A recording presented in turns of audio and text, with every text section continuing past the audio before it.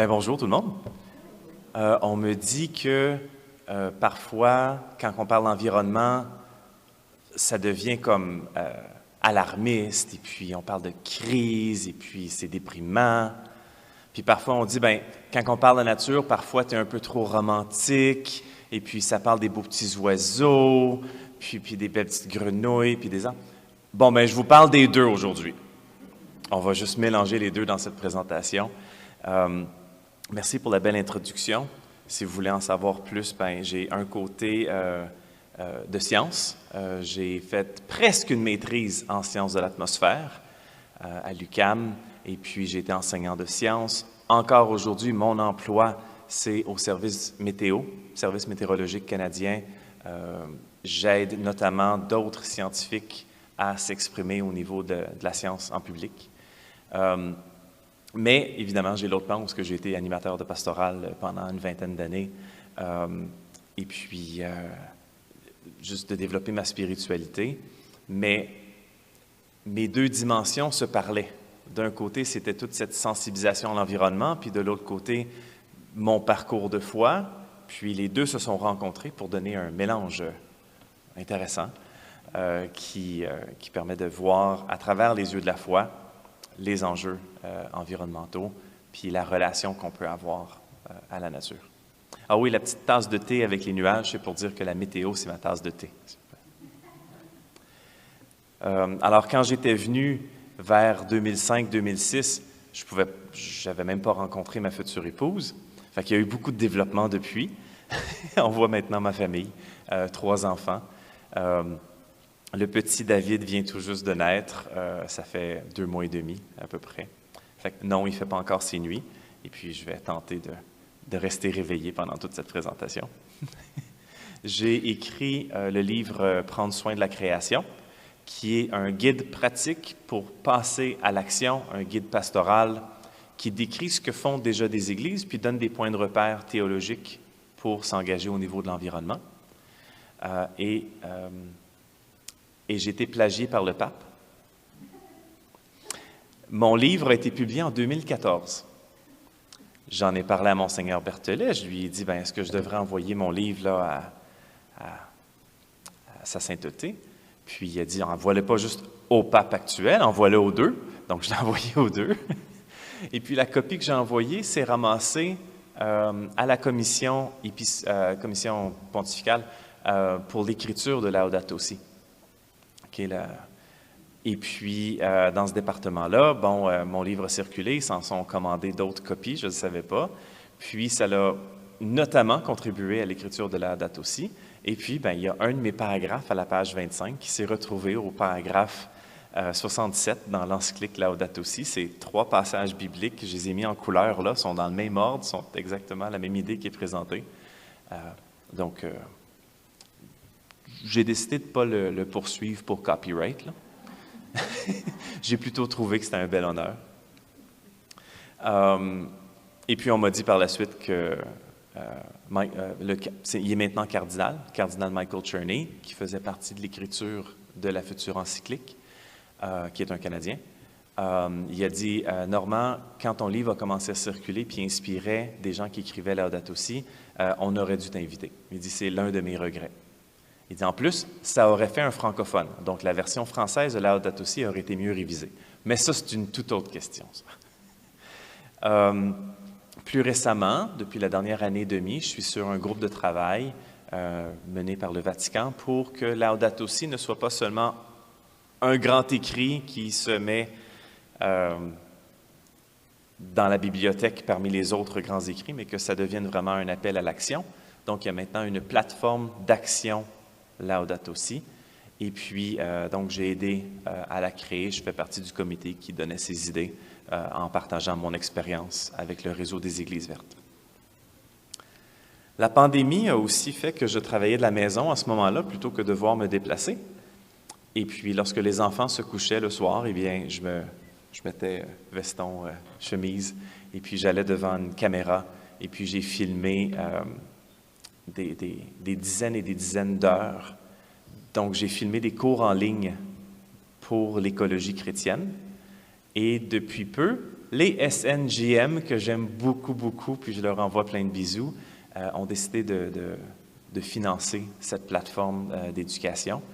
Donc, c'est possible de faire ces cours en ligne-là gratuitement grâce au soutien des SNJM. Donc, au départ, je chargeais, mais après un certain temps, je me suis dit qu'il y a des gens qui veulent y participer, mais ne pouvaient pas le payer. Donc, il y a 2 petits cours d'1 heure, mais ensuite, il y a 3 cours qui durent presque une dizaine d'heures chacun. Donc, on peut apprendre plein de choses sur les pages vertes de la Bible, sur la spiritualité de la création et aussi sur une pastorale de la création. Donc, vous êtes invités à voir ça. Ça s'appelle l'Institut d'écologie chrétienne, une belle plateforme à visiter. Et finalement, le réseau des Églises vertes, dont j'ai été engagé comme directeur en 2009, mais dont j'ai fondé comme organisme en 2015. Quelques semaines après la publication de Laudato Si, ça a été un bel hasard, belle coïncidence. Et puis, sur ce site-là, il y a une centaine de pages où on peut aller chercher plein d'informations, être inspiré pour pouvoir passer en l'action, pas seulement comme individu, mais comme communauté chrétienne. C'est vraiment ça le but, là. Donc, là, je vous ai parlé aussi de la plateforme d'action Laudato Si. Donc, la plateforme d'action Laudato Si donne des points de repère, puis c'est une approche plus internationale. Par contre, par la suite, si vous cherchez des solutions qui correspondent à notre réalité québécoise, canadienne, bien, on retrouve les réponses sur le réseau des Églises vertes. Donc, les 2 se complètent. Très bien. Les communautés qui s'inscrivent reçoivent une plaque qu'elles peuvent mettre au mur à l'intérieur. L'année suivante, peuvent recevoir une plaque extérieure. Et puis, on voit le logo. Le Centre diocésain Saint-Jean-Longueuil a sa plaque comme faisant partie du réseau des Églises vertes. Et à l'heure actuelle, il y a presque 100 églises qui sont enregistrées. Ça peut être des paroisses ou ça peut être des centres, des groupes, des communautés religieuses. Donc, là où il y a des chrétiens qui se rassemblent et s'occupent d'un lieu physique, ils peuvent s'inscrire au réseau des Églises vertes. Presque 100 déjà, puis on se retrouve dans presque toutes les provinces canadiennes. François d'Assise, Saint François d'Assise a clairement été une grande inspiration pour moi. En 2004, je suis allé faire un pèlerinage en Italie et puis j'ai vraiment été touché par Saint François, sa radicalité à écouter l'Évangile puis un peu à passer ça au test, voir si Dieu pourvoit lorsqu'on vit la pauvreté de cette manière-là. Et puis, moi, j'ai grandi dans le quartier La Flèche. C'est le 2e quartier le plus pauvre sur la rive sud de Montréal. J'ai été témoin de beaucoup de pauvreté. Seulement un de mes 2 parents travaillait. J'ai mangé du ballonné, puis j'ai mangé du craft dinner abondamment. J'ai vécu une situation, très humble. Donc, Saint François d'Assise me parlait beaucoup. Et puis là, de découvrir que cette humilité l'amenait à entrer en communion avec toute la création, je commençais à désirer ça moi aussi. Et de plus en plus, lorsque je me retrouvais en nature, je me posais la question, qu'est-ce que Jésus ferait? Qu'est-ce que Saint François d'Assise ferait? Comment il agirait? Puis il y a une fois que ça a vraiment été extraordinaire. J'étais au Mont-Tremblant avec mes amis, un lot de camping, et puis mes amis disent, nous, on va aller marcher en forêt, faire un sentier, mais moi, je venais juste de me fouler la cheville quelques heures avant. Donc, évidemment, j'ai dit, pas moi, pas cette fois-ci, allez marcher. Moi, je vais préparer le dîner. Je vais partir le feu, puis lorsque vous reviendrez, vous pourrez dîner. Donc, ils sont tous partis, puis arrive le moment où, dans la voiture, se retrouvant encore le bois, j'étais en train de sortir le bois de la voiture, et j'entends dans le feuillage, donc, j'arrête de faire bouger le bois, je m'arrête complètement, puis je regarde. Et là, il y a le visage, la tête d'un chevreuil, ou un cerf de Virginie, qui sort, puis qui regarde. Puis, je ne devais pas faire tant de bruit que ça, parce que le chevreuil a eu l'air a sursauté lorsqu'il m'a vu. C'est comme, oh, je pensais pas qu'il y avait un humain ici en ce moment. Puis moi, d'être impressionné par la majesté de cet animal qui s'approchait de moi. Saint François d'Assise me dirait, ben, c'est mon frère. Donc, frère Chevreuil était là, puis je me disais, mais qu'est-ce que François d'Assise ferait? Puis là, je me suis dit, le chevreuil ne comprendra pas le français, ni l'anglais, ni l'italien, mais il va comprendre mon langage corporel. Il faut que mon corps soit en paix. Il faut que mon âme soit en paix, ça va paraître dans mon corps. C'est comme ça que je vais pouvoir créer un lien avec frère Chevreuil. J'ai déposé le bois, pris un grand respire, et j'ai chanté un chant de Thésée. Dona la pace, Signore, a chi confida in te. Dona la pace, Signore, dona la pace. Et j'étais concentré sur le fait que je voulais être pleinement en paix pour être capable de vivre la fraternité. Et puis le chevreuil a été tout calme, tout curieux, puis graduellement s'avançait vers moi. Puis, il m'a permis de le flatter. Donc, je ne l'ai pas attiré avec la nourriture, je ne l'ai pas attiré, je ne lui ai pas fait peur d'une certaine manière. J'ai simplement été un homme de paix à la manière de Saint François d'Assise, puis j'ai pu créer ce lien avec frère Chevreuil, qui ensuite m'a regardé dans les yeux après l'avoir touché quelques fois, puis là, ça paraissait, c'est comme « Oui, mais là, j'ai faim ». Puis il s'est retourné, puis il a tout de suite commencé à manger des feuilles. Je pouvais le comprendre. Quelque chose de similaire s'est produit quelques années plus tard à Kinshasa, au Congo. Il y a un prêtre qui m'avait... mon épouse et moi, on s'est ramassés là parce que on voulait aider la communauté du Chemin Neuf, et puis là-bas, puis il y avait une école, puis là, il y avait une organisation d'une activité, puis j'avais croisé le prêtre, puis là, le prêtre, il avait dit « Ah, ben viens me voir, j'aimerais ça discuter avec toi. » Donc, évidemment, lorsqu'un Africain te dit qu'il veut te rencontrer à une telle heure, ça ne veut pas dire que ça va être exactement à cette heure-là. Donc, je suis allé au presbytère, puis j'ai dû attendre au moins 30 minutes, ce qui n'est pas si mal. Le climat est très agréable là-bas, on peut attendre dehors, il n'y a pas de problème. Et puis, pendant que j'attendais, il y a un lézard, comme vous pouvez voir sur l'image, bleu-mauve avec la tête orange, la queue aussi, puis qui se promenait. Vous avez peut-être vu ça en France ou ailleurs. On n'a pas tellement de lézards ici, là, au Québec, mais lorsqu'on va ailleurs où il y a des lézards, ils ont tendance à fuir du chemin. Hein, lorsqu'on arrive, ils ont peur de nous. On est beaucoup plus grands. Donc, c'est la même chose avec ces lézards-là que j'avais croisés abondamment lorsque j'étais là. Mais cette journée-là, pendant que j'étais assis en train d'attendre le prêtre, le lézard vient, puis là, il me voit. Eh bien, je fais la même chose que j'avais fait avec le chevreuil. J'ai commencé à chanter un chant de Thésée. Et le lézard était tellement intrigué qu'il est venu, puis il est monté sur ma jambe, puis il s'est rendu jusqu'à mon genou, puis il s'est rendu jusqu'à... Là, évidemment, il y a des parties que je veux faire attention, là. Donc, je me suis comme protégé d'une certaine manière. Mais on était deux êtres vivants en paix, l'un avec l'autre, vivant la fraternité. Puis j'ai pu passer mon doigt, puis il y avait de l'air à aimer ça, sur son dos, un petit peu sur sa tête. C'est des moments qui sont précieux. Puis ça apporte une richesse insoupçonnée. Puis, dans les dernières années, je suis rentré en dialogue avec à la fois les Ganyengéaga, on les appelle aussi les Mohawks, et aussi avec des Anishinabés. Et les dialogues que j'ai eus avec les Autochtones, ils décrivent ce que je viens de vous dire, mais parfois il manque de mots pour pouvoir le décrire.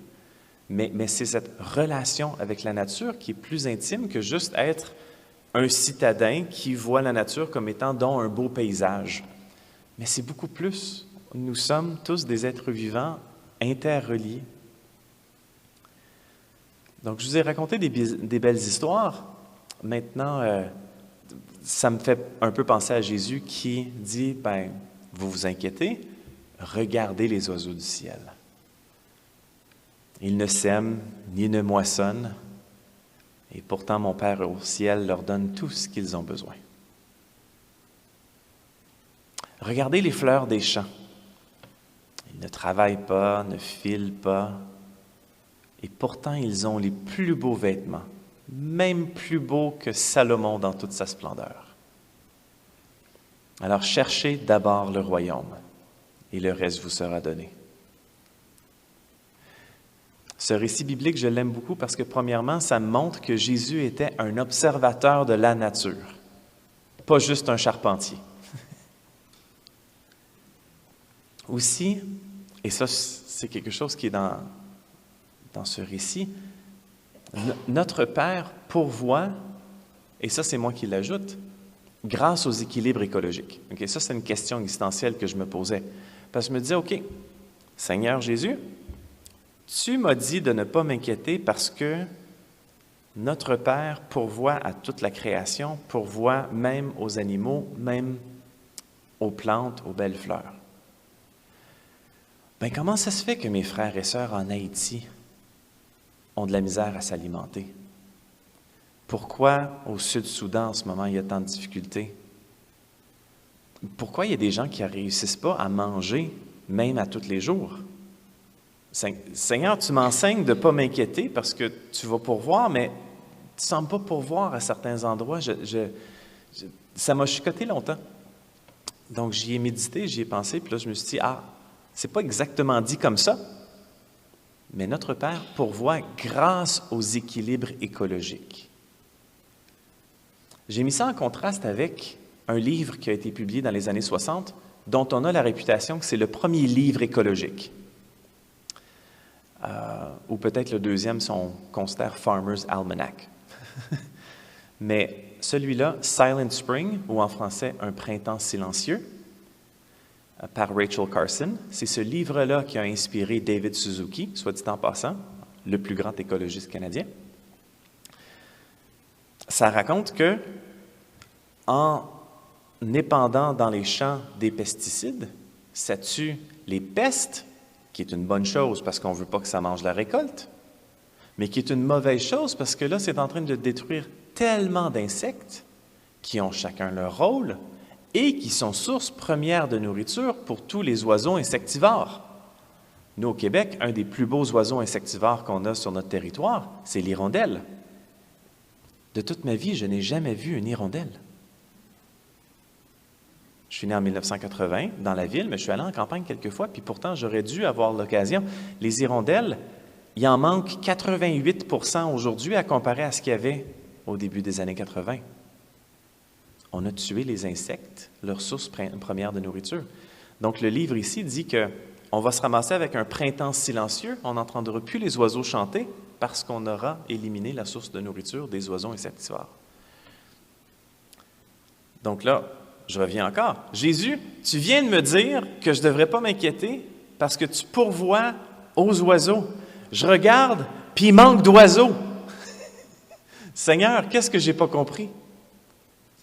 Bien, si nous, on se prend pour Dieu puis on commence à jouer avec les équilibres écologiques, on empêche Dieu de pourvoir aux besoins de tous les êtres vivants. Dieu pourvoit par les équilibres écologiques qu'il a conçus avec sagesse. Lorsque nous, on se prend pour Dieu et on commence à jouer avec ça, bien, il y aura moins d'abondance et il y aura moins d'êtres vivants. Aussi, lorsque Jésus dit « Cherchez d'abord le royaume, le reste vous sera donné », c'est aussi un appel à la simplicité. Puis trouver du bonheur dans la simplicité. Ce que j'étais capable de faire, bien, surtout en suivant François d'Assise.